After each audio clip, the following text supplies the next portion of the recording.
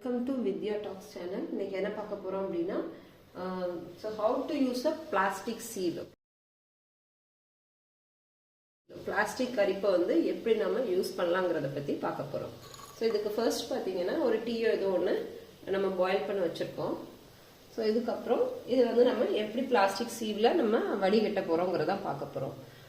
So plastic வந்து ஹாட்டாக அப்படியே இந்த டீயை நம்ம பிளாஸ்டிக் சீவில் ஊற்றணும் அப்படின்னா என்ன ஆகும் அப்படின்னா இந்த பிளாஸ்டிக் வந்து டிசால்வ் ஆகி வரும். இது நமக்கு நார்மலாக பார்க்கும்போது டிஃப்ரென்ஸ் கண்டுபிடிக்க முடியாது. ஸோ இதில் வந்து மைக்ரோ பிளாஸ்டிக் நானோ பிளாஸ்டிக்னு இருக்குது. ஸோ அந்த லெவலில் மைக்ரோ நானோ லெவல்ஸில் பிளாஸ்டிக் மாலிகுல்ஸ் வந்து டிசால்வ் ஆகி வரும். ஸோ இதை எப்படி ப்ரிவெண்ட் பண்ணலாம் அப்படின்னா இதை ஜஸ்ட் ஒரு டேப்பில் போய் நீங்கள் காட்டினீங்கன்னா கொஞ்சம் அந்த வாட்டர் மாலிகுல் வந்து இது மேலே ஒரு லேயர் மாதிரி ஃபார்ம் ஆகிடும்.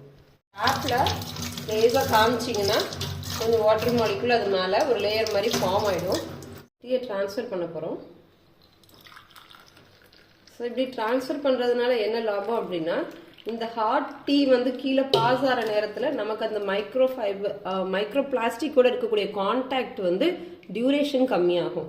ஸோ இதனால் நம்ம வந்து மைக்ரோ பிளாஸ்டிக் வந்து இதில் டிசால்வ் வரதை நம்ம குறைச்சிக்கலாம். அது போக நீங்கள் லார்ஜ் அமௌண்ட்டில் ஒரு டீயோ ஏதோ ஒன்று ப்ரிப்பேர் பண்ணுறீங்க அப்படின்னா ஒரு பெரிய வெசல் வச்சு பெரிய வெசலில் டீகேன் பண்ணணும். இப்போ வச்சு ஒரே இதில் டீகேன் பண்ணிட்டீங்கன்னா ஃபாஸ்ட்டாக டீகேன் பண்ணும்போது அந்த பிளாஸ்டிக் அந்த சீவில் இருக்கக்கூடிய கார்னர்ஸில் இருக்கிற பிளாஸ்டிக்கோட இருக்கக்கூடிய கான்டாக்டோட டியூரேஷன் வந்து குறையும்.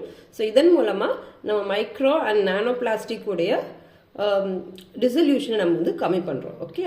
ஸோ இதனால என்ன ஹார்ம்ஃபுல் எஃபெக்ட் அப்படின்னா மைக்ரோ பிளாஸ்டிக் நானோ பிளாஸ்டிக்னால என்ன ஹார்ம்ஃபுல் எஃபெக்ட் அப்படின்னா இது எப்படி நம்ம நார்மலாக ஃபேட் மாலிகூல்ஸ் வந்து ஒரு நர்வ்ஸ் பிளட் வெசல்ஸ்லாம் போய் டெபாசிட் ஆகுதுன்னு சொல்கிறாங்களே அதே மாதிரி இந்த மாதிரி பிளாஸ்டிக்ஸும் வந்து டெபாசிட் ஆகும்.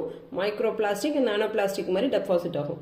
இது இப்போ ரீசெண்டாக பார்த்தீங்கன்னா அம்பிளிக்கல் கார்டில் கூட இதை செப்பரேட் பண்ணி எடுத்திருக்காங்க. அம்பிளிக்கல் கார்டு அப்படின்னா என்ன அப்படின்னா குழந்தைங்க பிறக்குதுலேயே அந்த தொப்புள் கொடியில் கூட இருக்கக்கூடிய நானோ பிளாஸ்டிக் அண்ட் மைக்ரோ பிளாஸ்டிக்ஸை செப்பரேட் பண்ணி எடுத்திருக்காங்க. ஸோ இதனால நமக்கு மேஜராக ஏற்படக்கூடிய ஒரு ஹார்ம்ஃபுல் எஃபெக்ட் அப்படின்னு பார்த்தீங்கன்னா இது எப்படி ஃபேட் போய் டெபாசிட் ஆகுதோ அதே மாதிரி ஹார்ட்டில் இருக்கக்கூடிய பிளட் வெசல்ஸ் இதுலலாம் வந்து டெபாசிட் ஆகி நமக்கு ஹார்ட் அட்டாக் மாதிரியான டிசீசஸ் வரும்.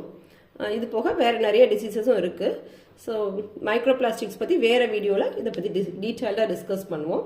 இதே மாதிரி நிறைய வீடியோஸ் தெரிஞ்சுக்கணும், நிறைய இன்ஃபர்மேஷன் வேணும் அப்படின்னு நினச்சிங்கன்னா எங்களோட சேனலை சப்ஸ்கிரைப் பண்ணுங்கள், சப்போர்ட் பண்ணுங்கள். ஸோ நீங்கள் பண்ணுற சப்ஸ்கிரிப்ஷன் தான் வந்து எங்களுக்கு இன்னும் நிறைய வீடியோஸ் பண்ணணுங்கிறத என்கரேஜ் பண்ணுங்கள். Thanks for listening. தேங்க்யூ.